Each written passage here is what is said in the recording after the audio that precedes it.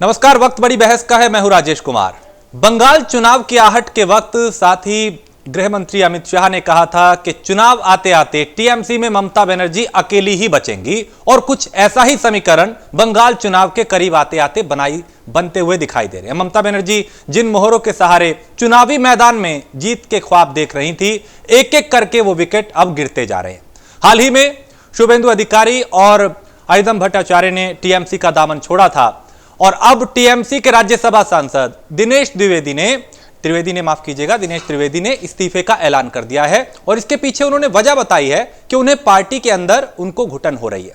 उधर दिनेश त्रिवेदी के इस्तीफे के बाद ही अब अटकलें तेज होने लगी हैं और बीजेपी में वो शामिल हो सकते हैं, ऐसी भी अटकलें लगाई जा रही हैं। अटकलें इसलिए भी लगाई जा रही हैं क्योंकि त्रिवेदी के इस्तीफे की पेशकश के साथ ही भारतीय जनता पार्टी ने उनका स्वागत किया है। कैलाश विजयवर्गीय ने बयान दिया और बीजेपी ने उनके लिए अपने दरवाजे खोल दिए हैं। यानी चुनावी त्योहार करीब आने के साथ ही हालात ये हो गए हैं कि ममता बनर्जी जिन जिन सहारों पर थी वो एक एक करके उनका साथ छोड़ रहे हैं। ऐसे में सवाल ये उठता है कि चुनावी मैदान में ममता बनर्जी का क्या होने वाला है।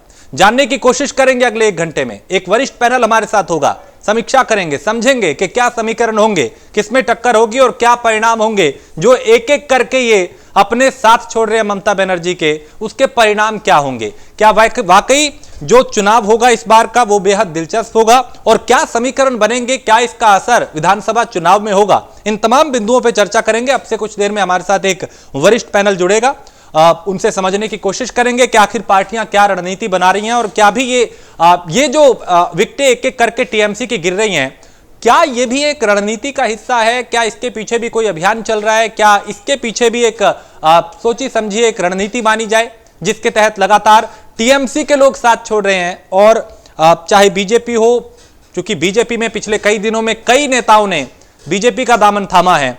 अब दिनेश त्रिवेदी ने जो इस्तीफा दिया है, उन्होंने कई बातें अपनी उसमें रखी कि उन्हें घुटन हो रही है, जो हालात प्रदेश के हैं वो देखे नहीं जाते। तो ये घुटन जो हो रही है, क्या इससे पहले जो लोग साथ छोड़ के गए हैं क्या वो भी एक घुटन महसूस कर रहे थे और किस तरह की ये घुटन है। क्या वाकई बोलने का अधिकार पार्टी में नहीं है। क्या टीएमसी में जो लोकतंत्र की दुहाई दी जाती है क्या उस पर किसी तरीके की रोक है कि आप अपने विचार नहीं रख सकते, आप अपनी सोच नहीं रख सकते और इसीलिए वो लोग जो कई साल से, कई दशकों से पार्टी के लिए काम कर रहे थे, अब उनको घुटन होने लगी है। वो अब आजाद होना चाहते हैं, वो पार्टी का साथ छोड़ के किसी दूसरे दल का साथ पाना चाहते हैं। तो चुनाव से पहले ममता का जो कुनबा है वो बिखरता हुआ नजर आ रहा है। एक एक करके यहां पे ममता के जो अपने भरोसेमंद लोग थे ममता बनर्जी के, वो साथ छोड़ते हुए नजर आ रहे हैं। शुभेंदु अधिकारी और कुछ दूसरे नेताओं का टीएमसी छोड़कर कई बीजेपी में शामिल हो चुके हैं। कईयों की अभी सुगबुगाहट है कि वे और हो सकते हैं। तो अब इसका क्या असर होगा, ये बेहद एक ऐसा सवाल है जिसको हम जवाब तलाशेंगे। कई समीकरण वहां पे बन रहे हैं, कई बिगड़ रहे हैं, लेकिन इस बार का जो चुनाव है वो बेहद दिलचस्प होने वाला है विधानसभा का। भारतीय जनता पार्टी ने पूरी ताकत वहां पे झोंक रखी है। चाहे प्रधानमंत्री नरेंद्र मोदी हो, गृह मंत्री अमित शाह हो, भारतीय जनता पार्टी के राष्ट्रीय अध्यक्ष जेपी नड्डा हो, ये तमाम लोग पश्चिम बंगाल में जाके दौरे कर चुके हैं, वहां पे रोड शो कर चुके हैं। एक तरीके से वहां के मतदाताओं को लुभाने की कोशिश की जा रही है। और पिछले कुछ दिनों में तो आरोप प्रत्यारोप का दौर ऐसा चला था कि एक दूसरे पर वार करते हुए सत्ता पक्ष और विपक्ष के लोग जो थे वो दिखाई दिए। तो अब क्या समीकरण बनेंगे और ये जो चुनाव से पहले दल बदलने का खेल बड़े स्तर पर चला है उसका क्या असर होगा। टीएमसी से आखिर क्यों मोहभंग हो रहा है, टीएमसी के ही नेताओं का, लोगों का, मंत्रियों का, कार्यकर्ताओं का, विधायकों का, यह एक ऐसा सवाल है जो पिछले कई दिनों से लगातार बरकरार है। तो अब क्या होने वाला है, क्या रणनीति बन रही है, क्या समीकरण बनेंगे, क्या इसका असर होगा, क्यों टीएमसी अपने आप को, अपने कुनबे को बचा नहीं पा रही, संभाल नहीं पा रही। ऐसे कई सवाल हैं जिसके जवाब हम जानेंगे। कुछ ही वक्त में एक वरिष्ठ पैनल हमारे साथ होगा जिसमें राजनीतिक पार्टियों के लोग भी होंगे, समीक्षक भी होंगे, राजनीतिक विश्लेषक भी होंगे। उनसे समझेंगे कि आखिर ये जो हालात बन रहे हैं इसके पीछे क्या वजह है और क्यों ममता बनर्जी से लोग जो है उन्हीं के भरोसेमंद वो छिटकते जा रहे हैं और एक एक करके उनका साथ छोड़ते जा रहे हैं। यानी जिनके सहारे थे अब वही हमारे साथ ना रहे। ये एक जो बात है वो ऐसी जो कहीं ना कहीं एक बड़ा झटका तो है टीएमसी के लिए, लेकिन कितना क्या परिणाम होगा इसका, क्या असर होगा, क्या समीकरण बनेंगे इनके जाने के बाद, और कैसे ममता बनर्जी अब साध पाएगी खुद को, मतदाताओं को, और कैसे वापसी कर पाएंगी, ये एक बड़ा सवाल है, क्योंकि वो भी बड़े बड़े दावे करती रही हैं। तो ऐसे में आज क्या होगा, ये जो अब एक एक करके जो साथ छोड़ रहे हैं उसके बाद क्या होगा, और आने वाले चुनाव में क्या होगा, ये कई सवाल हैं। तो दिनेश त्रिवेदी का इस्तीफा क्या कहता है, उन्होंने जो इस्तीफा दिया, हालांकि उन्होंने कहा कि उन्हें घुटन हो रही है पार्टी में, वो जो हालात राज्य में बने हुए हैं वो देख नहीं पा रहे, वो देख नहीं सकते। चर्चा करेंगे, कुछ मेहमान जुड़ेंगे, लेकिन उनका रुख करेंगे उससे पहले हमारे साथ ब्रिजेश श्रीवास्तव स्टूडियो में इस वक्त राजनीतिक विश्लेषक हैं, उनसे बात करते हैं कि ये जो परिणाम आ रहे हैं, ये जो एक एक करके लोग साथ छोड़ रहे हैं, इसका असर क्या होगा। हमारे साथ कुछ और लोग भी जुड़े हैं, सुमित मल्होत्रा है नेता टीएमसी के, और ब्रिजेश जी हमारे साथ हैं ही, शबाना आपसे कुछ देर में जुड़ेंगे हमारे साथ, और दिनेश सिंह प्रवक्ता भारतीय जनता पार्टी के, वो भी हमारे साथ जुड़ चुके हैं। मैं ब्रिजेश जी आपके पास आता हूं, लेकिन उससे पहले टीएमसी से पहला सवाल मैं ले लेता हूं। सुमित जी, क्या वजह है कि एक एक करके लोग साथ छोड़ रहे हैं? आपके भरोसेमंद जो आपके साथ थे वो आपका साथ छोड़ते जा रहे हैं, क्या वजह है सर? नहीं राजेश भाई, मैं आपको थोड़ा सा क्लियर कर दूं, ये कोई नई प्रक्रिया नहीं है। ये जब जब चुनाव आते हैं ये हर स्टेट के लिए देखना पड़ता है। पर अभी एक मेरे को न्यूज के माध्यम से मालूम चला कि हमारे माननीय दिनेश त्रिवेदी राज्यसभा एमपी जो हैं, उन्होंने राज्यसभा से अपना इस्तीफा दे दिया है। इसके पीछे भी हम लोग कुछ कह नहीं सकते उन्होंने क्यों दिया। उन्होंने कहा है कि घुटन सी हो रही है, हो सकता है राज्यसभा के अंदर उन्हें ऐसा लग रहा हो कि कुछ काम नहीं हो रहे हो, तो इस वजह से उन्होंने दिया हो। ये अभी कुछ कह नहीं सकते हैं, पार्टी में बने हुए हैं, वो किसी दूसरी पार्टी में गए नहीं है।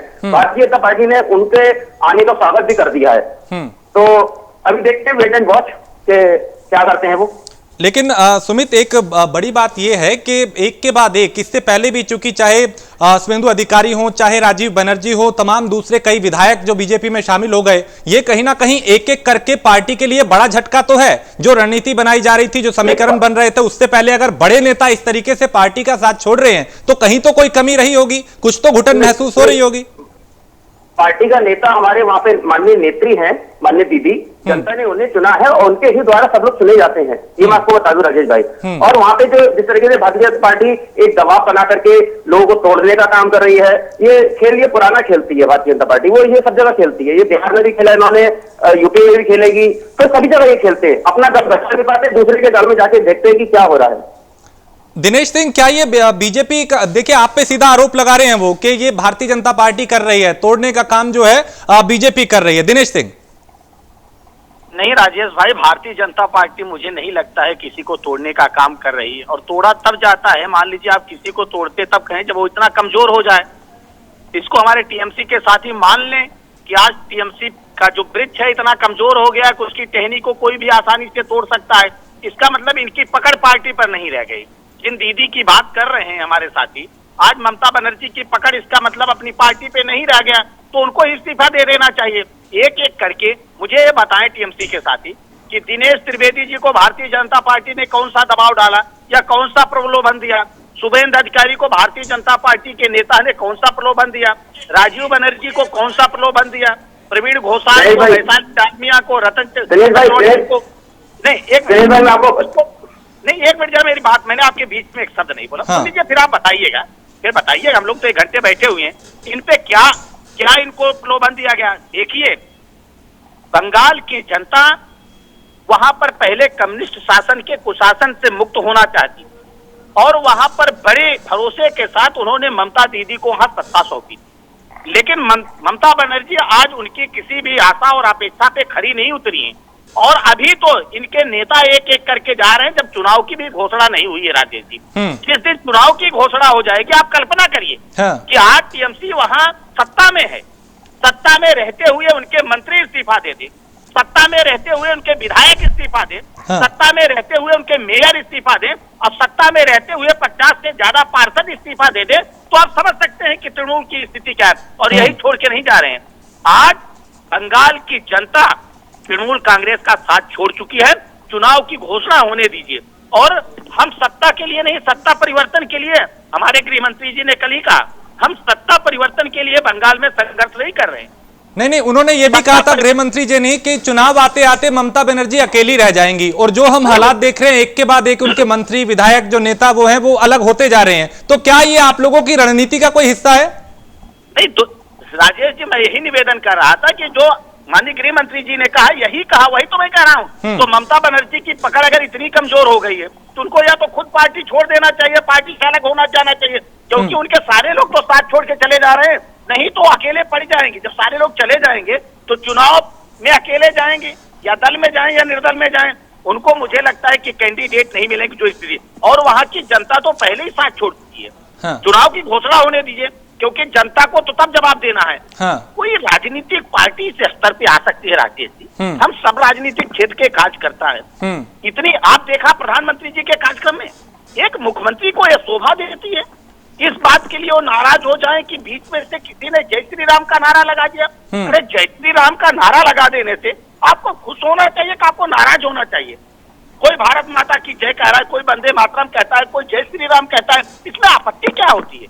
और जनता समय आने दीजिए, जनता जवाब देगी। हम वहां सत्ता परिवर्तन के लिए मात्र संघर्ष नहीं कर रहे हैं, ठीक है। हम वहां पर हाँ। बंगाल की जनता के दिलों में जो परिवर्तन है हाँ। वो हम परिवर्तन करना चाहते हैं। वहां के जनता के हालात तो बेहाल हो गए हैं, उन बेहाल हाल को फिर से सही हाल में लाने के लिए हम संघर्ष कर रहे हैं। ठीक है, चुनाव सुमित आप जवाब देना चाहेंगे उनको? राजेश भाई, मैं आपको बता दूं, हमारे पैनलिस्ट जो भारतीय जनता पार्टी के पैनलिस्ट हैं, तो दिनेश भाई इनको भी मैं बता दूं कि जो जिस तरीके से इन्होंने नाम लिया एक एक करके, शुभेंदु अधिकारी या शुभेंदु अधिकारी के और भाई या जितने भी लोग गए हैं, तो उन लोग, मुकुल राय सबसे बड़ा नाम है। मुकुल राय जिस दिन गए थे उस दिन माननीय मोदी जी ने खुद कहा था उसके बाद कि एक एक करके और 40 विधायक इनके टूटेंगे, आएंगे हमारे साथ में। तो ऐसा तो हुआ नहीं आज तक 46 दिन के अंदर। तो जितने आरोपियों को ये लोग लेकर के अपने साथ में गए हैं, पहले तो उसके ऊपर जांच ये लोग करें, पहले तो उन्हें क्लियर करें कि हाँ ये लोग आरोपी नहीं है, नंबर 1। और उसके बाद आज इन्होंने एक बात और कही कि दीदी बौखला जाती हैं जय श्री राम के नारे पे। तो जय श्री राम का नारा लगाना कोई गलत नहीं है, दीदी भी जय श्री राम कहती है, दीदी को कोई मनाती नहीं है। सब लोग हिंदू हैं, वो भी ब्राह्मण हैं। तो ये लोग एक पर्टिकुलर कार्यक्रम के अंदर जिस तरीके से केवल एक वोटिंग कराने के लिए जय श्री राम का नारा लगाते हैं, ये गलत है इन लोगों के लिए। और मानिए वो सरकारी प्रोग्राम था, कोई प्राइवेट प्रोग्राम नहीं था, इसमें चुनिंदा लोगों को बुलाया गया था। ये लोग इनका काम ही ऐसा है कि जय श्री राम, केवल एक जय श्री राम का नारा लगाओ, जय श्री राम, कोई काम नहीं करना है। आज किसान भाई हमारे मर रहे हैं, उनके ऊपर कोई बात नहीं है। वहां पे बंगाल में जाके माननीय अमित शाह जी वहां पे कहते हैं हम किसानों की आय दुगनी कर देंगे, किसानों के अच्छे दिन आएंगे। अरे भाई, किसान वहां पे पड़ा हुआ मर रहा है, उसके ऊपर भी तो बात करो। केवल आप बंगाल के किसानों को देख रहे हो? हिंदुस्तान में इतना किसान है, उसके ऊपर किस बात करिए आप, कैसे करेंगे?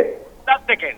तो इन लोगों को ये जो झूठे वादे कर रहे हैं। ठीक है, मुझे और भी ठीक है, मुझे दूसरे गेस्ट के पास भी जाना है। दिनेश जी 10 सेकंड आप जल्दी से टिप्पणी कर लें, फिर उसके बाद शबाना भी हमारे साथ जुड़ गई है और ब्रिजेश जी भी हैं। जी बिल्कुल, बस ज्वलंत मुद्दा है। और उन्होंने हमारे टीएमसी के साथी ने कहा कि किसान मर रहे हैं। अरे किसान जिंदा कैसे रहेंगे?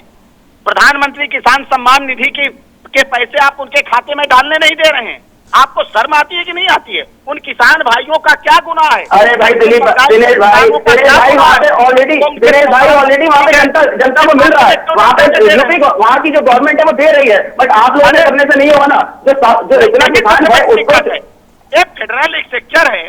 अगर बंगाल की दिनेश भाई आप लोग जिस तरीके से करते हैं वो उस तरीके से गवर्नमेंट। शबाना खंडेलवाल हमारे साथ, नेता कांग्रेस जुड़ी है। शबाना आप कुछ कहना चाह रहे हैं, आपकी टिप्पणी के बारे में मत बताइए। देखिए, मुझे ये कहना है कि किसानों की इतनी परवाह है तो जो दिल्ली में इतने टाइम से बैठे हुए हैं परेशान हालत में, पहले उनकी परेशानियां, उनकी विपदाएं दूर कीजिए। बिल, काला बिल जो आपने उनके ऊपर थोप दिया है, वही तो पूछ रहे हैं। आप भी आज बता दीजिए। नहीं, अगर राम जी काला बता दीजिए, लोग को नहीं बता पाए। राम जी नहीं है, शंकर केवल राम जी भगवान जी, केवल राम जी काला क्या है? मैडम काला बता दीजिए बस। रखा है केवल राम जी दिख रहा है। इस तरह की किसी सभा में श्री राम के नारे लगा, अरे माला आपको दिक्कत है क्या? उकसाना होता है। आप जहाँ काम की बात है वहाँ राम का नाम लेना उकसाना होता है। अगर राम का नाम लेना उकसाना तो 100 बार राम का नाम लेंगे। जी के भी है, राम हमारे भी है। किसने मना किया है? राम सभी के हैं, ये गलत है। किसने ठेका लिया है? हमने एक बार कहा तो आप 5 बार कहिए। ठेका आपने ले लिया है? लेकिन शबाना, ये जो पूरा घटनाक्रम हो रहा है, जो बंगाल में इस वक्त हो रहा है, जो सियासी समीकरण बनते बिगड़ते दिखाई दे रहे हैं, कांग्रेस खुद को कहां देखती है? और ये जो इस वक्त मामले हो रहे हैं कि एक एक करके ममता बनर्जी के किले में सेंधमारी हो रही है, इस पे आपकी प्रतिक्रिया, और कांग्रेस खुद को कहां देखती है इस चुनाव में? देखिए, हम तो बहुत मजबूती से हर जगह खड़े हैं और हर जगह रहेंगे, मगर जोड़ तोड़ की राजनीति तोड़ने का काम बीजेपी का बहुत पुराना है। हर जगह सेंध लगाने का काम इनका है। राम नाम का नाम लेकर उसको जनता को उकसाना इनका काम है। धर्म की राजनीति करना इनका काम है। जब हम चुनाव लड़ते हैं तो ईमानदारी से हमें मुद्दों के ऊपर चुनाव लड़ना चाहिए, जो हम कमिटमेंट पूरा कर सके जनता के सामने।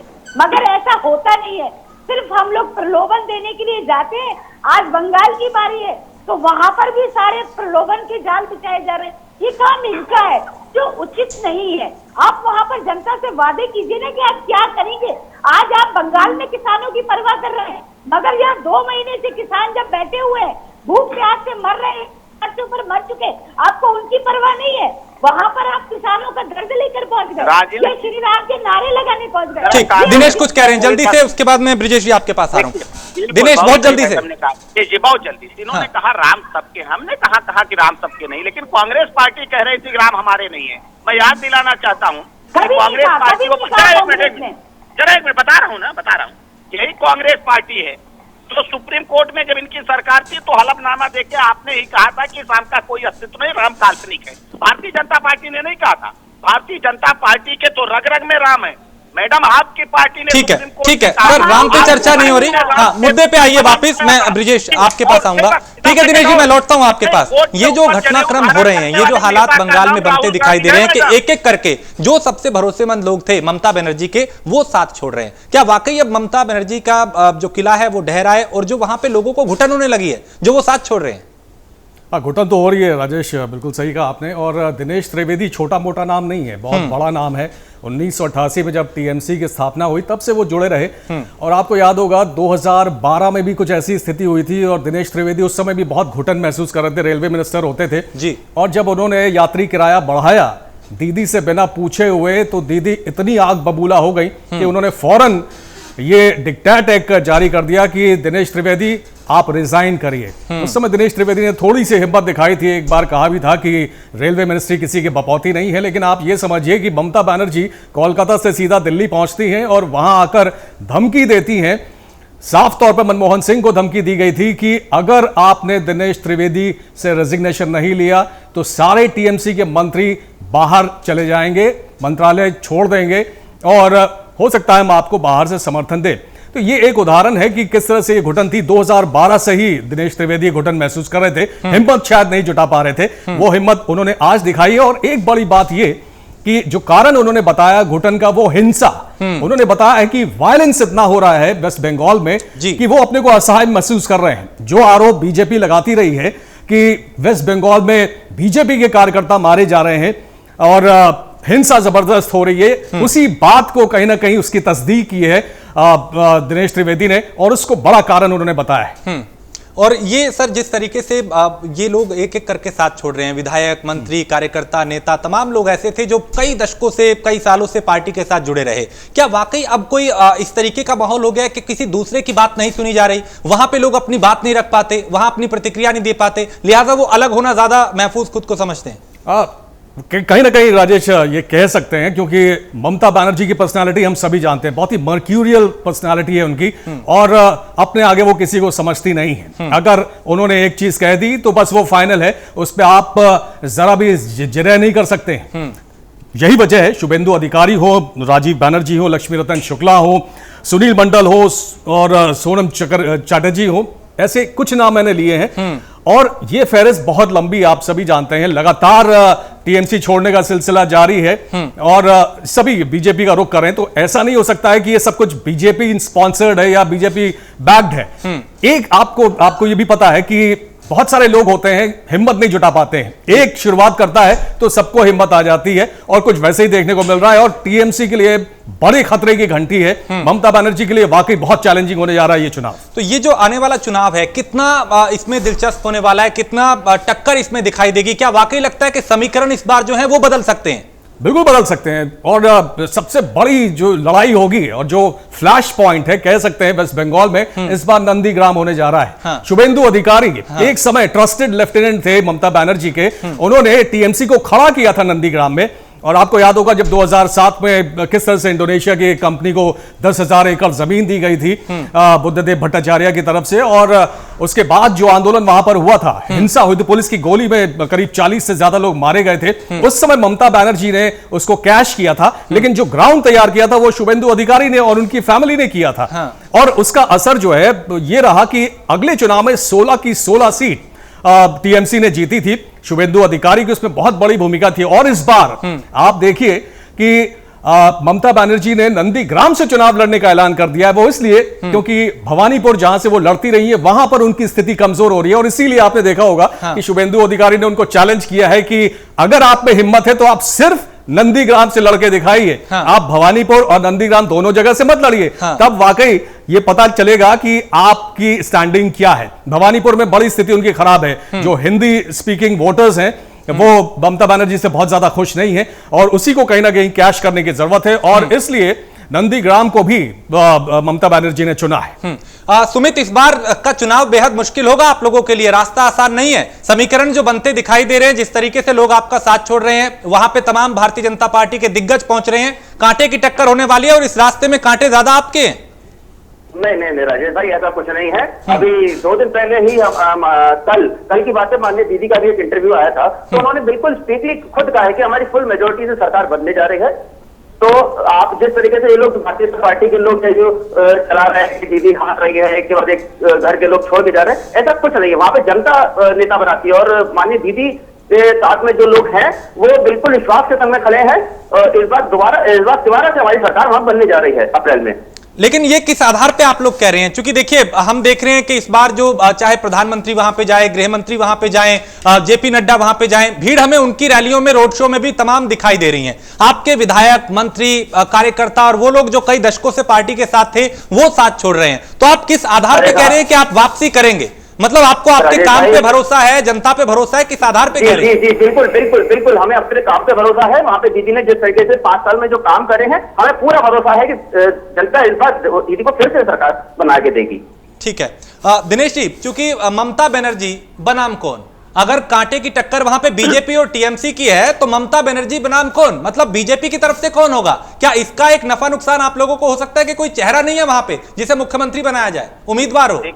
नहीं राजेश जी, ऐसा है कि भारतीय लोकतंत्र में कहीं से ऐसी कोई बाध्यता नहीं है कि आप पहले से किसी कैंडिडेट को प्रोजेक्ट करके चुनाव लड़िए। सारी पार्टियां करती हैं, ये पार्टी की अपनी रणनीति होती है, और भारतीय जनता पार्टी का एक सामान्य सा कार्यकर्ता भी मुख्यमंत्री की काबिलियत रखता है। आप देखिए जिन राज्यों में मुख्यमंत्री बनाए गए भाई, इनके पास कोई चेहरा नहीं है बंगाल के अंदर। अगर चर्चा करिए तो जरा सकारात्मक चर्चा करिए, सुन लेंगे तो अच्छा बोलेंगे। मैं ये कह रहा था कि अभी हाल फिलहाल में जिन राज्यों में मुख्यमंत्री बने हैं, कोई जानता था कि कौन मुख्यमंत्री का? ये भारतीय जनता पार्टी एकमात्र पार्टी है। इसमें आप कह नहीं सकते हैं भारतीय जनता पार्टी का अगला राष्ट्रीय अध्यक्ष कौन होगा। बाकी तो पार्टियां का पता है ना, वो तो वन मैन ऑर्गेनाइजेशन है। दीदी के अलावा क्या टीएमसी कुछ है क्या? हो तो बता दीजिए। या कांग्रेस पार्टी में गांधी को छोड़कर, कोई गांधी परिवार को छोड़कर कुछ है क्या पार्टी में? जरा बता दीजिए। मैडम अंगुली उठा रही है, भी बता दीजिए। लेकिन दिनेश जी, मतदाता को ठीक है, शबाना मैं आपके पास आ रहा हूँ। अभी आप बताइए। दिनेश भाई चेहरा नहीं है वेस्ट बंगाल के अंदर। अरे सुन लीजिए ना, वेस्ट बंगाल के अंदर आपके पास भी कोई चेहरा नहीं है। दीदी के सामने खड़ा होकर चुनाव लड़े, चेहरा नहीं है, चेहरा नहीं रखा, फिर बात करिए वहाँ पे। आप बोलेंगे तो मैं आपके बीच में बोलूंगा, तय कर लीजिए, फिर तय करेंगे। नहीं तो इसलिए मैं निवेदन है सिर्फ से सुन लीजिए फिर बोलिए। मैं ये कह रहा हूँ कि हमारा बूथ का जो सदस्य है ना, वो ममता दीदी से अच्छा वहाँ शासन कर सकता है। और आप शासन करने के लिए आते हैं, हम लोग सेवा करने के लिए आते हैं, जो बेसिक अंतर है।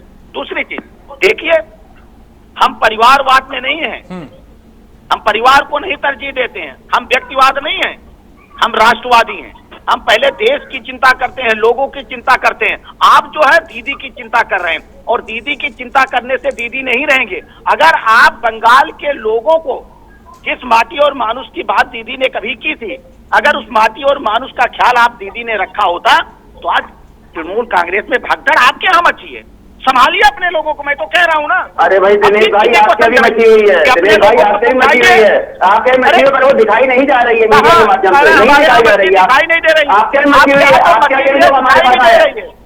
आपके यहाँ मछलियाँ दिखाई नहीं दे रही। दिनेश भाई हमारे यहाँ वो काम नहीं है कि प्रोपोगंडा करो दिखाओ जाता, हमारे यहाँ सैलिडली काम हो रहा है। आप खुद देखेंगे, आप खुद लोग परेशान है, अपना घर तो संभालिए पहले आप। बता दीजिएगा तू मैं करके हम लोग चर्चा। ठीक है दिनेश, एक सवाल यहाँ पे ये है कि अगर वो लोग जिनको टीएमसी में घुटन हो रही है तो क्या बीजेपी उनको ऑक्सीजन देने का काम करेगी? क्योंकि कई लोग तो शामिल हो चुके हैं और दिनेश के इस्तीफे के बाद भी कैलाश विजयवर्गीय ने ट्वीट किया कि हमारे दरवाजे खुले हैं, तो क्या ये माने कि बीजेपी ऑक्सीजन देने की तैयारी कर चुकी है उन लोगों को जिनको वहां घुटन हो रही है? देखिए, अगर किसी को भारतीय जनता पार्टी में ऑक्सीजन नजर आता है तो आना चाहिए। क्या कोई व्यक्ति कांग्रेस पार्टी में कोई कार्यकर्ता ज्वाइन करे तो कोई मना कर देगा? अरे सबके लिए पार्टियां हैं। जिस पार्टी से वो निकलकर दूसरी पार्टी में जाते हैं तो कहीं ना कहीं किसी न किसी पार्टी में लोग बने होते हैं। लेकिन इस तरह की भगदड़ आपने कभी देखी है? कभी हो सकता है, मैं ये नहीं कह रहा हूँ भारतीय जनता पार्टी से कोई नहीं, लेकिन कभी इस तरह की भगदड़ अगर देखी हो तो मुझे बता दे कोई। ठीक है। जिस तरह से भगदड़ कांग्रेस पार्टी में, जिस तरह से भगदड़ टीएमसी में या अन्य दलों में मस्ती है, एक एक करके थोक के भाव में लोग चले जा रहे हैं। और जिसका नाम आप ले रहे हैं, चाहे शुभेंदु अधिकारी हूँ, चाहे दिनेश त्रिवेदी हूँ, चाहे राजीव बनर्जी, ये छोटे नाम है क्या? ये छोटे कार्यकर्ता आपको नजर आते हैं? दीदी का यही जो घमंड है यही टूटेगा, और जनता सरकार नहीं, सरकार तो टूटेगी, घमंड टूटेगा। शबाना कुछ कहना चाह रही है? शबाना खंडेलवाल, मुझे दिनेश जी से ये कहना है कि सारी कोशिशें आपने दिल्ली में भी की थी और आपके अमित शाह जी ने भी रैलियां की थी, प्रधानमंत्री जी ने भी, उसके बावजूद क्या हुआ? केजरीवाल जी की सरकार बनी।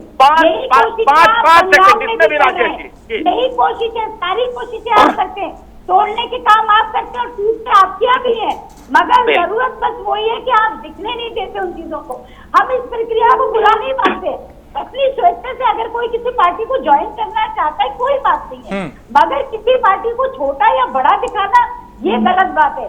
आपके खुद के उत्तर प्रदेश के मुख्यमंत्री भी जा रहे थे, मगर अगर उनको मुख्यमंत्री नहीं बनाया जाता और मोदी जी की आप भतीजावाद या परिवार की बात करते हैं तो आपके यहाँ भी है, आपके यहाँ भी दिनेश जी भी हो सकते थे मुख्यमंत्री या आपके राष्ट्रीय अध्यक्ष होते। अमित शाह जी क्यों बनाए गए? क्योंकि मोदी जी चाहते थे। तो आपके यहाँ भी ऐसे चेहरों को पसंद किया जाता है जो आपके अपने हैं, जो आपकी भाषा बोलते हैं। आपके यहाँ मुकेश जी भी बन सकते थे, दिनेश जी भी बन सकते थे, भवानी सिंह जी भी बन सकते थे, 50 वो क्यों नहीं बन सकते राष्ट्रीय अध्यक्ष? मगर बनाए कौन गए?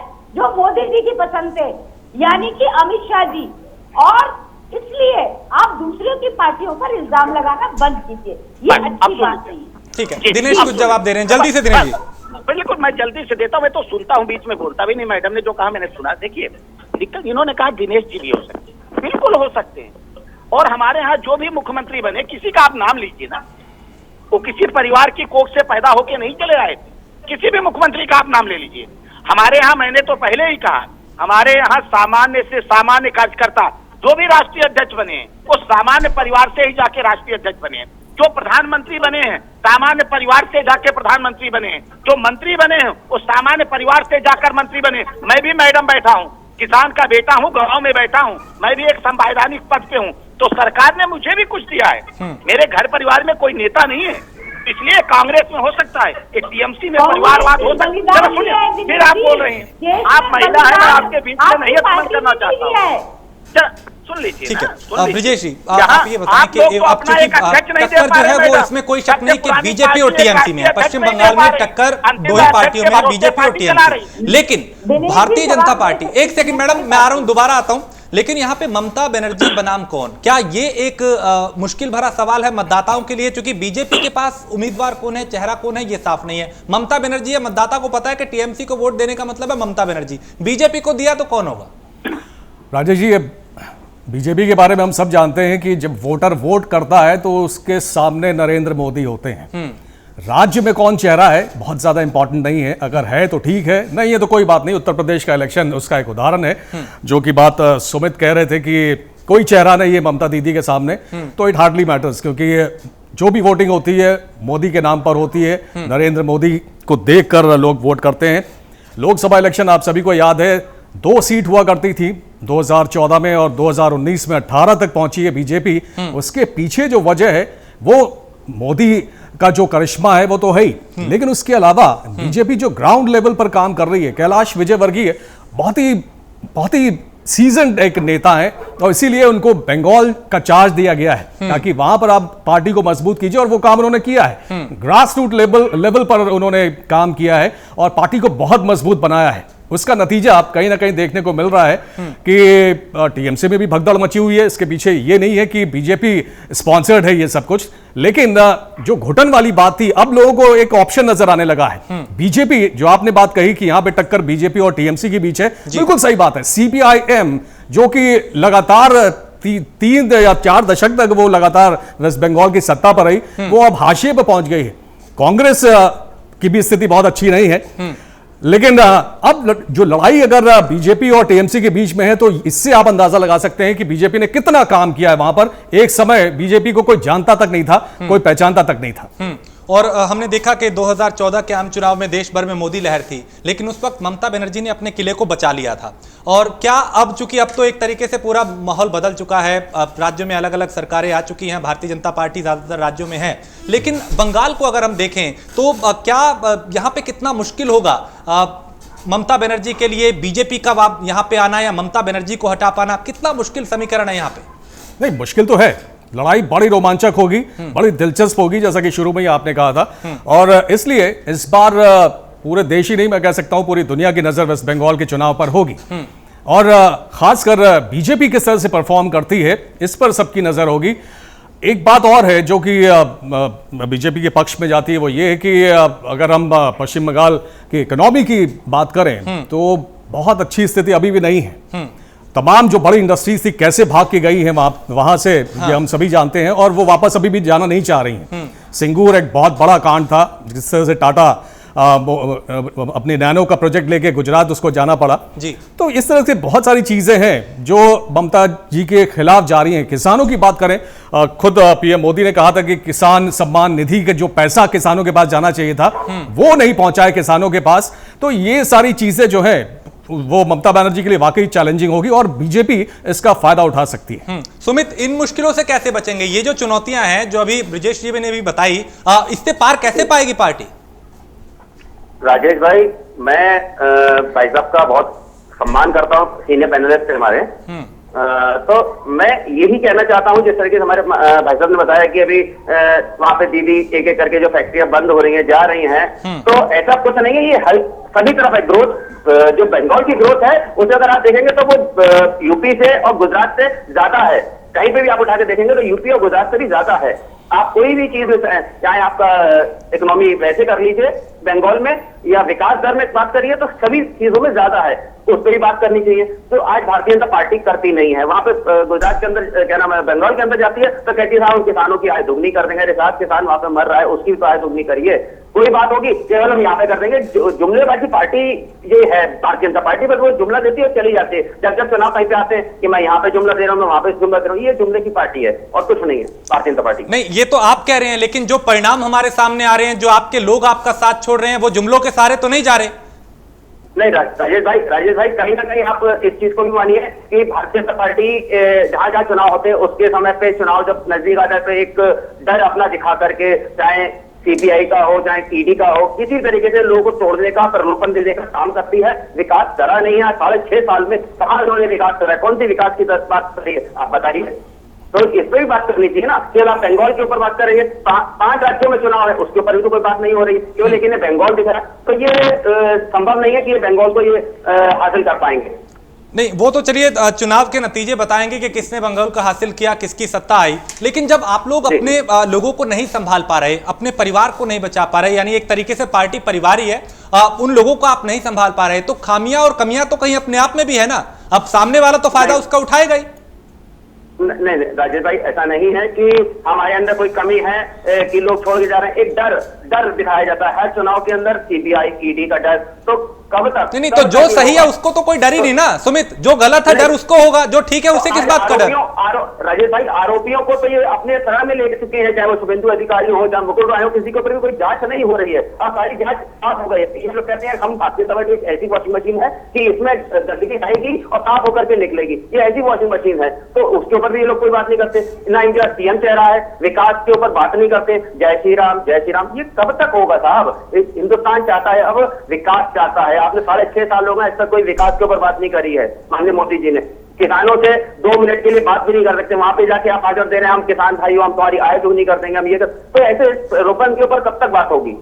दिनेश सिंह, क्या डराया जा रहा है लोगों को? क्या जिस तरीके से सुमित कह रहे हैं कि पार्टी के लोगों को डराया जा रहा है, ईडी का डर दिखा के, सीबीआई का डर दिखा के और सत्ता का डर दिखा के तोड़ा जा रहा है पार्टी के लोगों को? नहीं, अभी जो साथी कह रहे हैं इनको डर लग रहा है क्या? कहीं इनको किसी ने डराया क्या? या दिनेश त्रिवेदी से कोई जाके पूछ ले। दिक्कत यही है, इसीलिए और भगदड़ मचेगी। देखिए आप नहीं, अभी तो दिनेश कौन सा तरीका है आपका? आप क्यों बीच में बोल देते हैं? मैं भी आपको सुनता हूँ, मैं चाहता तो मैं भी आपके बीच में बोलता ना। आप जितना आरोप लगाते हैं मैं सुनता हूँ। अब सुन लीजिए, मैं कह रहा हूँ कि जब इस तरह का अनर्गल आरोप बड़े नेताओं पे लगाते हैं ना, अभी दिनेश त्रिवेदी ने पार्टी छोड़ी, आप कह रहे हैं डर से चले गए, तो और लोग भी जो दिनेश त्रिवेदी को अपना आदर्श मानते हैं पश्चिम बंगाल में, दिनेश त्रिवेदी कोई सामान्य कार्यकर्ता नहीं डर के चले जाएंगे। जब आप ये आरोप किसी बड़े कार्यकर्ता पर लगाते हैं, बड़े नेता पर लगाते हैं, कैबिनेट मंत्री रहे हैं वो, उनकी ईमानदार छवि रही है, मुझे नहीं लगता है दिनेश त्रिवेदी को कोई डरा सकता है। दिनेश त्रिवेदी को तो ममता बनर्जी नहीं डरा पाई, कितने बार डराने की कोशिश की। इसलिए जब इस तरह की भाषा का प्रयोग करते हैं तो कार्यकर्ता और नेता और रूठ कर चला जाता है। मैं ये कह रहा हूँ, आप कह रहे हैं कि सिर्फ झूठ बोलकर, यही तो हर चुनाव में अब मोदी जी को आप कहते थे। 14 के चुनाव में भी आपने कहा, देखिए क्या हाल किया जनता ने। 19 के चुनाव में आपने कहा, जनता ने कहां बैठाया। सभी राज्यों के चुनाव में आप कहते हैं कि सिर्फ मुंगेरी लाल के सपने। आप देखिए बंगाल में भारतीय जनता पार्टी का शासन, क्योंकि आपके कुशासन से, दीदी के कुशासन से जनता त्रस्त हो गई। जो माँ माटी और मानुष की बात करते थे ना, वो माँ के समान वहां प्यार दे पाई वहां की जनता में। कोई माँ अपने बच्चों की हत्या करवाती है? पश्चिम बंगाल में हमारे कितने कार्यकर्ताओं की हत्या होगी आपको पता है? और बैठ के आप प्रवचन दे रहे हैं, ना आप माटी की रक्षा कर पाए, ना आप मानुष की रक्षा कर पा रहे हैं, तो आप किस मुंह से कह रहे हैं? और आप देखिए अभी भी निवेदन है, मैं ये नहीं चाहता हूं परिवार संभला रहे, लेकिन ममता दीदी अपनी पार्टी को परिवार नहीं मानती, कांग्रेस पार्टी अपनी पार्टी को परिवार नहीं मानती। ये लोग अपने अपने परिवार तक ही सीमित रहते हैं। अगर सोनिया जी अध्यक्ष से हटेंगी तो राहुल जी आ जाएं, राहुल जी हट जाएं तो प्रियंका गांधी आ जाएं, एक महामंत्री का पद खाली हो जाए तो महामंत्री आ जाए। मैडम, अरे तो अभी तो यही होता है, परिवारवाद आप लोग चलाते हैं। कोई बीमारी है क्या बीच में बोलने की? बड़े कार्यकर्ता है, ऐसे मुझे नहीं कहना चाहिए, लेकिन मेरी बात पूरी नहीं होती तो बीच में आप आ जाते हैं। मैं भी बोल सकता हूँ ना, मैं निवेदन कर रहा हूँ, सब लोग ऑलरेडी पैनलिस्ट हो अपनी अपनी पार्टियों को, तो अपने समय में बोलिए। मैं कह रहा हूँ सबको धार्मिक होना चाहिए, मैडम अभी कह रही थी। लेकिन जब चुनाव आता है तो कौन वेश धारण करता है? अभी आप प्रियंका गांधी को देख लीजिए। शबाना कुछ कहना चाह रही हैं आप ही की बात पे, शबाना खंडेलवाल। हाँ बिल्कुल कहें जी। प्रियंका जी को क्या देख लीजिए, आप बताइए ना। आपने कहा प्रियंका जी को देख लीजिए, लगातार मेहनत कर रही है, संघर्ष कर रही है। जिन किसानों को आपने रात मार के फेंक रखा है, आप बात करने को तैयार नहीं है, उनके लिए वो लड़ाई लड़ रही है। पूरे उत्तर प्रदेश में पूरी कांग्रेस पार्टी लड़ रही है। आप किसकी बात कर रहे हैं? राहुल जी की बात कर रहे हैं। राहुल जी ने खुद मना किया है अध्यक्ष बनने के लिए, हम सारे कार्यकर्ता चाहते हैं, मगर राहुल जी ने मना किया। सोनिया गांधी ने अपनी गद्दी का त्याग किया, वो आपके नेताओं में हिम्मत आपके नेता ये काम नहीं कर सकते। सोनिया जी ने त्याग किया कि मुझे प्रधानमंत्री नहीं बनना और मनमोहन सिंह जी को बनाया। इतना जिगरा आपकी पार्टी में नहीं है। आपकी पार्टी छीनना जानती है। आपकी पार्टी की आप अगर बात कर रहे हैं तो आज भारत की स्थिति देख लीजिए, क्या किया है आपने? सिर्फ गाय गोबर मंदिर मस्जिद इसके नाम पे लड़ा है। आर्थिक मंदी से जूझ रहे हैं, क्या दिया है आपने देश को? आज आप ममता बनर्जी को झुकाने में लगे हुए। एक महिला से आपको इतना डर, सारी ताकत लगा रखी है आपने। यही आपने दिल्ली में किया था, जोड़ तोड़ की। हम इस बात को नहीं मानते, स्वच्छ से आदमी कहीं भी जा सकता है, मगर जोड़ तोड़ की राजनीति गलत है जो बीजेपी करती है। धर्म की राजनीति गलत है जो बीजेपी। आप विकास की बात नहीं करते। अगर आप कह रहे हैं कि ममता जी के वहाँ इतने बच्चों को मार दिया गया, 42 जवानों की हत्या की जिम्मेदार आपकी सरकार भी, आपने जवाब नहीं दिया। अभी तक हमें वो न्याय नहीं मिला है जो हमारे साथी 42 जवान वहाँ पर पुलवामा में मारे गए। अभी तक उन जो दिल्ली में 53 की हत्या हुई उनको इंसाफ नहीं मिला है, बल्कि अनुराग ठाकुर को आपने जेड प्लस सुरक्षा दे दी। कैसी बातें कर रहे हैं दिनेश जी? बराबर से बैलेंस बना दिनेश सिंह, किसी पे नहीं उंगली मैं बहुत जल्दी से। मैंने बोला अब जी, देखिए असल में दिक्कत क्या है, इन्होंने कहा कि सबसे बड़ा त्याग जो है, अभी भी अगर ये नहीं करेंगे तो इनकी नौकरी चली जाएगी, मजबूरी है मैडम की, क्योंकि एक परिवार, मैंने बीच में नहीं बोला, बीच में नहीं बोला, चलो सुनिए ना सुनिए, सुन लीजिए, जब सवाल उठाया करिए तो जवाब लेने की कुव्वत होनी चाहिए। देखिए विडंबना क्या है कि माँ बनेगी तो बेटा बन जाएगा, बेटा बनेगी तो माँ बन जाएगा, आपत्ति भी नहीं होनी चाहिए। आपकी पार्टी, आप किसको अपना राष्ट्रीय अध्यक्ष बनाते हैं आपको तय करना है, तो पार्टी रहेगी, आपके यहाँ भी चले गए ना, और इसी नाते चले गए। बड़े बड़े नेता, मैं नाम नहीं लेना चाहता हूँ, भाई भारतीय जनता पार्टी में आ गए इसी हालत के नाते। सर मुद्दे पे आइए, कांग्रेस पे मत जाइए, मुद्दे पे आइए। कांग्रेस का हाल क्या है वो सबको मालूम है, उनकी तैयारी क्या है वो भी हम जान रहे हैं लगातार। बिल्कुल मुद्दे पे आ रहे हैं। देखिए हाँ। अब इनको एक कांग्रेस पार्टी को बताना चाहिए, मैं मुद्दे पे आ रहा हूँ, मैं किसान पर भी नहीं जाता। हाँ। किसानों की हालत क्या हुई, सुबह उठिए, इनके शासन में एक किसान किसी पेड़ पे लटका हो, तो मैं आज भी नहीं जाता। लेकिन कांग्रेस पार्टी बंगाल में कहाँ है? अभी इन्होंने दिल्ली में कहा था कि झूठ फैला के केजरीवाल और कांग्रेस पार्टी गठबंधन करने के लिए रिजल्ट के पहले ही बात करने लगी थी, तो एक दूसरे के खिलाफ थी। और बंगाल में इनसे पूछिए ना, बंगाल में तो हम संघर्ष कर रहे हैं, हम एक एक कार्यकर्ता के लिए संघर्ष कर रहे हैं, वहां के जनमानस के लिए संघर्ष कर रहे हैं, हम सत्ता के लिए संघर्ष नहीं कर रहे हैं, हम सत्ता की राजनीति नहीं करते हैं। ठीक है। सत्ता तो आती है जाती है, और हम विकास के मुद्दे पर हम राजनीति करते हैं। मैडम कांग्रेस पार्टी विकास के मुद्दे पे आप करते कब हैं? आपने तो अरे बात किसने बोले, मैं दोनों लोगों के बीच में बोलूंगा, तय कर लीजिए, मैं दोनों लोगों के बीच में बोलूंगा, तय कर लीजिए। हाँ बोलेंगे, ठीक है बोल लीजिए, आप बोल लीजिए, नहीं आप बोलिए, आप नहीं आप बोलिए, आप बोल लीजिए, आप गलत बात कर रहे हैं ना। नहीं गलत एक सेकंड हम गलत बोल रहे हैं। ब्रजेश जी ठीक है, मैं दोबारा आता हूं। ब्रजेश, जो समीकरण बन रहे हैं, देखिए ये जब आरोप प्रत्यारोप का दौर होता है तो मुद्दे से भटक जाते हैं। बंगाल चुनाव की बात हो रही है, जो नेता साथ छोड़ रहे टीएमसी की उसकी बात हो रही है, क्या वजह है उस पर हम समीक्षा कर रहे हैं। ओवैसी भी अब चुनाव लड़ेंगे बंगाल में, उसका क्या असर होगा, इसका नफा नुकसान किसको हो सकता है, कांग्रेस गठबंधन की क्या हालत है बंगाल में, और ओवैसी के लड़ने के बाद किसको नुकसान किसको फायदा होगा? ये बिल्कुल सही है। ओवैसी के आने के बाद समीकरण और थोड़ा सा मुश्किल हुए हैं, ये कहा जा सकता है, क्योंकि अब बिहार चुनाव में जिस तरह का परफॉर्मेंस रहा है ओवैसी का, उसके बाद से उनका उत्साह भी बढ़ा है। और इसके बाद ये कह सकते हैं कि जो वोट अगर कटेंगे तो वो नुकसान ममता बनर्जी को ही कहीं ना कहीं होने वाला है, क्योंकि मुस्लिम वोटर्स में उनकी अच्छी पकड़ है और उसके सहारे वो वापस सत्ता में आने की सोच भी नहीं है। इस लिहाज से कह सकते हैं कि अगर ओवैसी आते हैं तो ममता बनर्जी को नुकसान होना तय है। और अगर यहाँ पे कोई शख्स ममता बनर्जी को अगर पसंद नहीं कर रहा, वो उनको वोट नहीं देना चाहता, अगर उसे तो वो वोट कहाँ जा सकता है एक, और अगर मान लीजिए वही शख्स बीजेपी सरकार से भी नाराज है या केंद्र से नाराज है अपनी किसी बात को लेके, मुद्दे को लेके या हालात को देख के, तो वो वोट बैंक जो है वो किस तरफ शिफ्ट होगा? मुझे लगता नहीं है राजेश की ऐसा कुछ होगा, क्योंकि बीजेपी अब एक बड़ा ऑप्शन होके उभरी है वेस्ट बंगाल में, और वहां के वोटर्स जो बाकी राज्य हैं वहां भी देख रहे हैं कि किस तरह से सरकार चल रही है, किस तरह से विकास के काम हो रहे हैं। हाँ। तो ऐसे में एक बार मौका जरूर देना चाहेगी बीजेपी को। और जो आप कह रहे हैं कि अगर असमंजस में है कोई वोटर, तो उसके लिए ठीक है, कांग्रेस भी है और सीपीआईएम भी है, उनके भी कुछ सपोर्टर्स तो हैं, क्योंकि 44 सीटें जीती थी कांग्रेस ने पिछली बार, 42 से 44 तक पहुंची थी, लेकिन लोकसभा में नुकसान भी हुआ था, 4 से 2 पे पहुंच गई कांग्रेस। तो इसलिए कुछ वोटर्स कह सकते हैं कि कांग्रेस को भी समर्थन देंगे, सीपीआईएम का भी कुछ ना कुछ होल्ड है, तो उसको भी सीटें मिलेंगी। लेकिन इस बार जो आपने शुरू में कहा था, टक्कर मुख्य तौर पर बीजेपी और टीएमसी के बीच है, और मुझे लगता है कि एक बार बीजेपी को मौका जरूर देना चाहेंगे वहां के वोटर्स, क्योंकि इसकी एक वजह यह भी हो सकती है कि एंटी इनकम्बेंसी भी एक बन रहा है कि लगातार ममता बनर्जी वहां पे मुख्यमंत्री रही हैं, लोगों में कई बार नाराजगी हो जाती है सत्ता के खिलाफ और तमाम दूसरी। अब क्या जो एक विकल्प उनके सामने होगा वो भारतीय जनता पार्टी होगी, क्योंकि वहां पे खुद प्रधानमंत्री गए हैं, वहां पे गृह मंत्री अमित शाह जा रहे हैं, वहां जेपी नड्डा जा रहे हैं, तमाम दूसरे दिग्गज जा रहे हैं, तो एक विकल्प जो है वो यही बचता है। बिल्कुल। और आप देख ही रहे हैं कि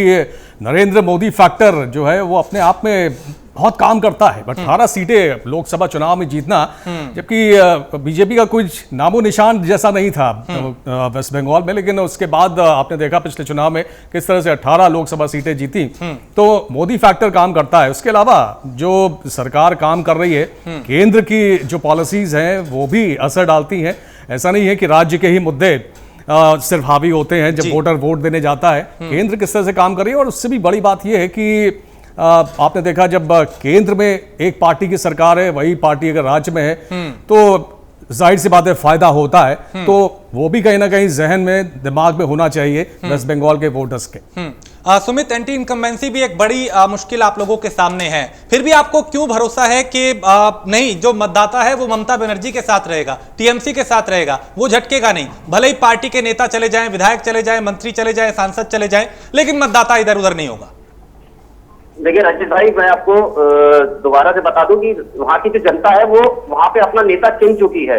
माननीय ममता दीदी को वो नेता अपना मानती है और उन्हीं के नेतृत्व में वहाँ पे चुनाव लड़ा जा रहा है। पूरे दमखम से चुनाव लड़ रहे हैं। जो उन्होंने वादे करे थे जनता से वो दीदी ने पूरे करे हैं, चाहे कन्याश्री को लेकर के हो, चाहे बच्चों की हो, फीस माफी का हो, कुछ भी हो, चाहे कोरोना काल में उन्होंने जिस तरीके से निकल करके अपने घर से निकल करके वहां पे मेहनत करी है कोरोना वायरस के लिए, तो उस तरीके से भी जनता ने देखा है कि हाँ हमारे नेता ने किस तरीके से हमारे लिए काम करा है। और रही आज 6.5 साल हो चुके हैं केंद्र सरकार को, केंद्र सरकार ने आज ये बताइए कि कौन सी चीजों के ऊपर काम करा है। ना स्मार्ट सिटी दिया है, ना आज पेट्रोल और डीजल के दाम आप खुद देखिए कहाँ चलते चले जा रहे हैं। वो कह रहे हैं धर्मेंद्र प्रधान जी इनके सिर्फ इसके ऊपर कोई हमारी रोक नहीं। तो आने वाले दिनों में ये खुद एक जनता को मैसेज जा रहा है कि हाँ हमने एक 2 पूंजीपतियों की सरकार बना रखी है, इसके अलावा और कुछ नहीं है। सारी चीजें प्राइवेटाइजेशन करना, सब चीजें बेच देना, ये कहाँ तक का सही है? ये केवल एक चीजें बेचते चले जाएंगे, प्राइवेटाइजेशन करते चले जाएंगे। ब्रिजेश कुछ कहना चाह रहे हैं, आप ही की बात लेंगे। जी, अब सुमित जो कह रहे थे कि 2 पूंजीपतियों की पार्टी है, तो टीएमसी के बहुत सारे नेता हैं, वो लगातार आरोप लगाते रहे हैं कि ये बुआ और भतीजा की प्राइवेट लिमिटेड कंपनी बनकर रह गई है टीएमसी। खैर ये जो नेता हैं उनकी बातें हैं, लेकिन मैं एक चीज और कहना चाहूंगा कि जो थोड़ी देर पहले हम लोग बात कर रहे थे शुभेंदु अधिकारी के जाने से, ईस्ट मिदनापुर का ये एरिया होता है जी, और करीब 34 सीटें हैं राजेश वहां पर। आप कह सकते हैं कि टीएमसी ने अगर वहां बड़ी जीत हासिल की है तो उसके पीछे शुभेंदु अधिकारी का बहुत बड़ा हाथ रहा है। अब शुभेंदु अधिकारी बीजेपी में होंगे तो क्या सुमित बताएंगे कि 34 सीटें जो उस एरिया में वो क्या खिसकेगी नहीं ममता बनर्जी से? वो सीटें खिसकेगी नहीं ममता बनर्जी अधिकारी? उनके पिताजी शिशिर अधिकारी ने माननीय मोदी जी की सभा में जाने से मना कर दिया। उन्होंने कहा मैं नहीं जा रहा हूँ उनके उसमें। और एक नाम और था, एक सांसद और थे तिवारी जी, वो भी नहीं गए। तो आप खुद देखिए गैप हो रहे हैं। ऐसा नहीं है कि केवल एक भारतीय जनता पार्टी है, वहां पे दीदी के ऊपर पूर्ण विश्वास है। लोग जो जा रहे हैं, ये लोग तो आप लोग अपने उससे माध्यम से बता सकते हैं कि कितने लोग ये लोग मुक्त हुए हैं। तो भारतीय जनता पार्टी तो अपने उसमें कहती रहती है कि आप इधर आ जाइए, अभी थोड़े दिन पहले ये हो सकता है किसी और को भी बुला के वहां पे कुछ भी कर सकते हैं। भारतीय जनता पार्टी हिंदू संबंध के ऊपर बात करती है, विकास के ऊपर कोई बात नहीं करती है। लेकिन सुमित, वो लोग जो भारी संख्या में मतदाताओं को, सीटों को प्रभावित करते हैं, जाहिर है जब वो टीएमसी में थे तो उन्होंने प्रभावित किया है। अब बीजेपी में होंगे, अगर कई तो हो चुके हैं, कई हो सकते हैं, तो जाहिर है वहां पे प्रभावित होंगी। वो शिफ्ट जो है सीटें भारतीय जनता पार्टी की तरफ शिफ्ट होंगी। राजेश भाई वहां पे जनता दीदी को सीएम तीसरी बार खुद देखना चाहती, क्योंकि दीदी ने एक अच्छे काम करे, एक नेत्री ने वहां पे हमारी जो दीदी है माननीय दीदी ममता बनर्जी, उन्होंने अच्छे काम करे जनता के लिए। तो जनता तो कहती है कि ये लोग आते हैं, चुनावी वादे करते हैं और निकल जाते हैं। तो इस तरीके से भारतीय जनता पार्टी को देखते हैं और वही होना है कि गो बैक के नारे भी लगेंगे, ऐसा नहीं है। आप लोग खुद देखेंगे 1 महीने का केवल वक्त और रह गया है और जिस तरीके से लोग काम कर रहे हैं आज भारतीय जनता पार्टी वाले, केवल एक जय श्री राम, विकास की बात नहीं करना, तो कहीं ना कहीं हम वहां की जनता भी समझ रही है केवल एक हिंदू और मुसलमान के ऊपर बात करते हैं, विकास के ऊपर कोई बात नहीं करते हैं। कि अरे 6.5 साल हो गए, आज खुद वहां पे बताते हैं कि हाँ हमने ये काम कर रहे हैं, बंगाल के लिए हम ये करना चाहते हैं। ये लोग भी तो कर सकते थे, काम करिए ना आप। कौन मना कर रहा है? आप चुनाव लड़िए, आप जनता के लिए काम करिए। 1.25 करोड़ देशवासी आप ही के तो है, काम करते हैं ना आप। पर जब चुनाव आता है तब हम बेटक की तरह वहां पे कूद के आ जाएंगे और चुनाव लड़ेंगे, भाग जाएंगे बस।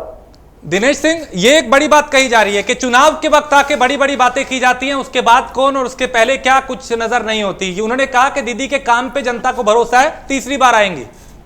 देखिए असल में क्या है कि जब जनता वोट करती है तो तुलना करती है। जनता को इतना मूर्ख मत समझिए, और भारतीय लोकतंत्र में जनता ही जनार्दन होती है। आप पश्चिम बंगाल की जनता को इतना मूर्ख समझ रहे हैं। वो तुलना करती है, देखती है। जैसे मैं उत्तर प्रदेश में आज बैठ के आपसे बात कर रहा हूँ, वो देखते हैं कि उत्तर प्रदेश के राज्य में विकास की क्या स्थिति है, उत्तर प्रदेश में लॉ एंड ऑर्डर मैंने आपके एक बार बोला क्या ये तमाशा बना रखते हैं आप? बीच में नहीं, एक एक करके। बहुत विकास हुआ, अजीब स्थिति है। बोले दिनेश जी। भाई ये मतलब ये देखिए, इसी से आप तृणमूल कांग्रेस पार्टी का चरित्र समझ लीजिए, बाकी और कुछ बताने की जरूरत ही नहीं। वो कांग्रेस के लिए टीएमसी से, वो टीएमसी से है। कांग्रेस वाले अभी चुप थे, अब बोल पड़े। दिनेश भाई, अभी तक हमने का बहुत विकास कराया, आपने विकास कराई है यूपी के अंदर। हो गया ना, दोनों लोग शबाना एक सेकंड, कांग्रेस पार्टी और टीएमसी दोनों का चरित्र देख रहे हैं, अभी तो आपने प्रूव कर दिया। कांग्रेस का चरित्र आप ना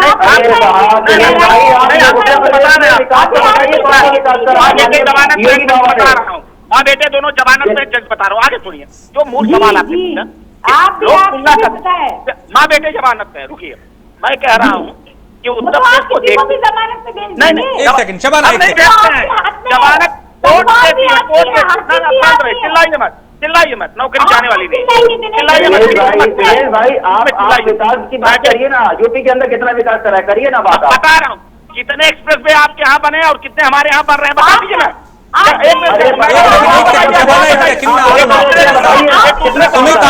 सुमित, मैं वापिस लौटूंगा, अभी दिनेश जी को अपनी बात कंप्लीट करने दीजिए। दिनेश अपनी आप बात पूरी कीजिए। गजब बात है, मैं कह रहा हूँ कि आप बताइए ना कितने एक्सप्रेसवे जो है उत्तर प्रदेश बन रहे हैं, कितने पश्चिम बंगाल में, बताइए कितने किलोमीटर सड़क उत्तर प्रदेश बन रही, कितनी पश्चिम बंगाल में रही, कितनी राजनीतिक हत्याएं पश्चिम बंगाल में हो रही, देश के किस कोने में हो रही। अरे कार्यकर्ता आपका भी हो सकता है, हमारा भी हो सकता है, हिंदू मर रहा है, कितने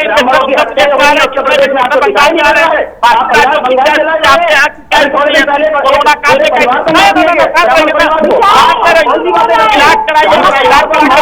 मेरे साथ बैठिए, बीमारी है क्या? हिंदू मुसलमान दौरे पड़ते हैं, जैसे भारतीय जनता पार्टी का नाम आपने सुना, दौरे पड़ने लगते हैं, जैसे मैं बोल रहा हूँ जनता इलाज करेंगे आपको, टीएमसी का इलाज पश्चिम बंगाल की जनता आपका इलाज डॉक्टर नहीं करेंगे। आप तमाम आरोप उन पे लगा रही है, कभी यूपी का हवाला देखिए, कभी कहीं का, लेकिन पश्चिम बंगाल में आपका गठबंधन कितना तैयार है, आप लोग कितने तैयार है, वहां पे मतदाताओं को साधने के लिए आप लोग क्या कर रहे हैं? वो तो तमाम उनकी रणनीतियां हैं, या कोई पार्टी से छूट के इधर आ रहा है वो भी उसका एक हिस्सा हो सकता है। आप लोग कहां हैं? क्या सिर्फ कोसते रहेंगे या अपनी भी कोई रणनीति है, कोई एजेंडा है? बिल्कुल राजेश भाई, हम शबाना से था मेरा सवाल। दिनेश जी जी सॉरी, मैं सुनी भाई थी, मैंने सोचा आप दिनेश। मैं यही कह रहा हूं कि आप यूपी में कमियां देख रहे हैं, तमाम दूसरी जगह देख रहे हैं, लेकिन पश्चिम बंगाल में आपका जो गठबंधन है, आप अपने लिए क्या उम्मीद कर रहे हैं, क्या रणनीति बना रहे हैं, क्या देख रहे हैं कि मतदाता आपकी तरफ भी आए? बिल्कुल, हम चाहते हैं कि मतदाता किसी पार्टी को देखकर ना आए, जहां काम हो, जहां विकास की बात हो, मतदाता को बेशक वही वो देख क्या है, मैं बोलूंगा भी, वो देख क्या है कि बिहार जेल में दिल्ली एक नेता एक मंत्री जाते थे कांग्रेस पार्टी के, भ्रष्टाचार कांग्रेस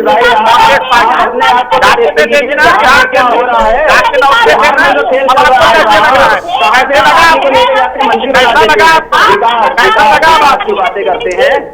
पश्चिम बंगाल को आपने पश्चिम बंगाल का विनाश कर दिया, ममता दीदी आपको बंगाल की जनता ने सबक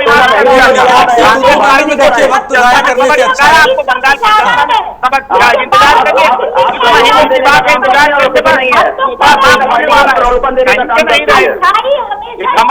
तोड़ेगी, चिंतित मत रहिए। यानी सिर्फ बोलना है, कोई मुद्दा नहीं है, कोई बात नहीं है, कोई तर्क नहीं है। ब्रिजेश, वक्त की भी कमी है, मैं आपसे समझना चाहता हूं कि जो तैयारी होनी चाहिए, क्योंकि देखिए अगर टीएमसी के लोग साथ छोड़ रहे हैं, जी मैं वापस आता हूं, कांग्रेस पार्टी का आदत है, चरित्र है, जो लोग टीएमसी का साथ छोड़ के बीजेपी में आ रहे हैं, क्या वाकई उनको यहाँ पे अगर वहां घुटन हो रही है तो यहाँ पे ऑक्सीजन मिलने का काम होगा, या फिर उन्हें लगता है कि यहाँ पे उम्मीद अब ज्यादा है, या फिर चुनाव से पहले जैसा होता है कि दल बदल लिया, जहां पे देखा हवा का रुख उस तरफ है उस तरफ हो गए? क्या ये सारे संकेत ऐसे देखा जा सकता है इनको?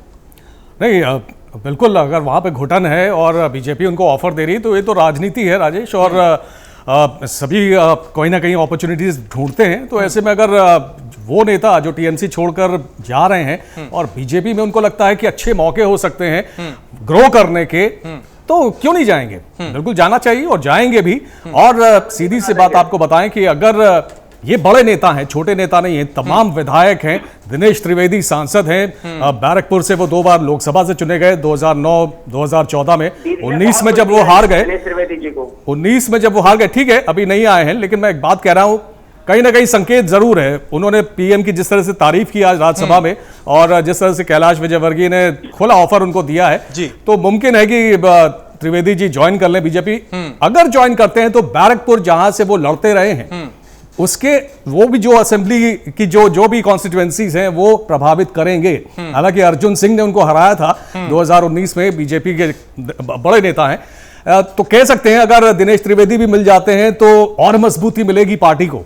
तो इसलिए इसको पूरी तरह से खारिज नहीं कर सकते हैं कि जो नेता टीएमसी छोड़कर बीजेपी में गए हैं वो अपने क्षेत्र में प्रभाव नहीं डालेंगे या वहां का वोटर सिर्फ ममता बनर्जी को देखकर वोट देता है, ऐसा नहीं है। इन तमाम नेताओं ने भी ग्राउंड लेवल पर बहुत काम किया है और कहीं ना कहीं उनके काम की वजह से उनको वोट मिला है और टीएमसी जीती है।